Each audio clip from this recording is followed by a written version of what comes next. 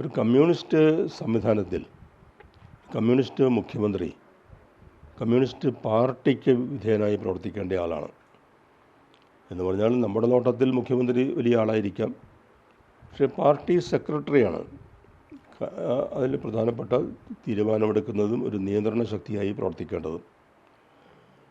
കോടിയേരി ബാലകൃഷ്ണൻ ഉണ്ടായിരുന്നപ്പോൾ വലിയ സംഘർഷമൊന്നുമില്ലാതെ കാര്യങ്ങൾ മുന്നോട്ട് പോയിരുന്നു.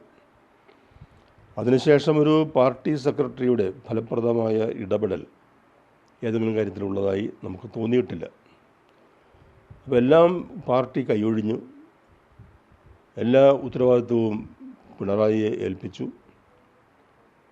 നേടിയ നേട്ടങ്ങൾക്കെല്ലാം പിണറായി ഉത്തരവാദിയായി, തോറ്റതിന് മറ്റു പലരെയും ഉത്തരവാദികളായി കണ്ടെത്തുമായിരിക്കും. പക്ഷേ പിണറായിയെ വിമർശിക്കുമ്പോൾ പാർട്ടിയുടെ പരാജയപ്പെട്ട ദൗത്യം, ഇടപെടൽ, അതുകൂടി ഈ അവസ്ഥയ്ക്ക് കാരണമായിട്ടുണ്ട്.